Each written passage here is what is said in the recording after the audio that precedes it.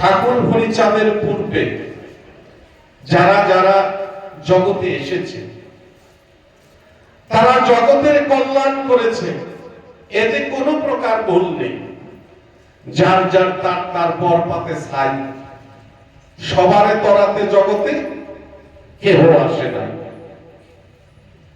রামচন্দ্রের রক্ষা করে যত খাত্রগণে, বৈশ্যকিল উদ্ধারিল কৃষ্ণ যদু ধরে। তাই না?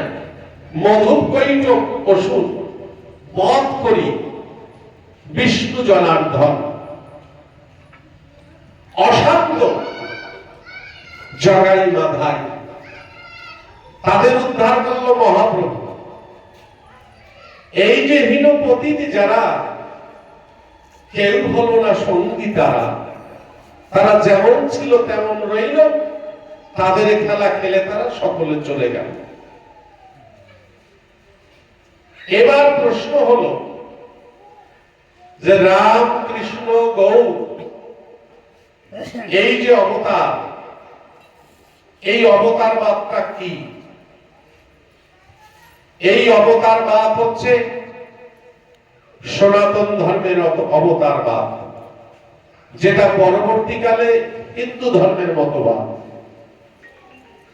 সেখানে বলা হয়েছে সৃষ্টি তত্ত্বে, সেখানে অবতার হিসাবে কে এসেছে আমি একেবারে পরিষ্কার করে বলে দিচ্ছি। কারণ গোসাই শ্রী শ্রী হরিলীলামৃতে লিখেছেন, বন্দনার পর মঙ্গলাচরণ, মঙ্গলাচরণের পরে কি লেখা আছে?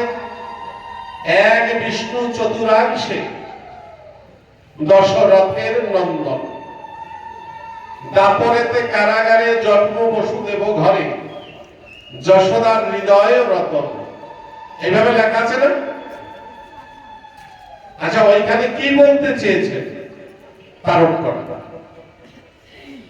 যে যুগে যুগে যারা অবতার হয়েছে এরা প্রত্যেকে বিষ্ণুর অংশ অবতার। যিনি বিষ্ণু ভগবান, এরা সকলে সেই অবতার। বিষ্ণু নিজেই এই অবতার হয়ে এসেছে, অংশ অবতার। বিষ্ণু পুরাণে উল্লেখ পাই, বিষ্ণুর কেশ হইতে শ্রীকৃষ্ণের অবতার। একটা সূত্র চাই, তাহলে সেখানে আমরা 10 অবতারের কথা পাই। এর মধ্যে কি হরিচাঁদের নাম আছে?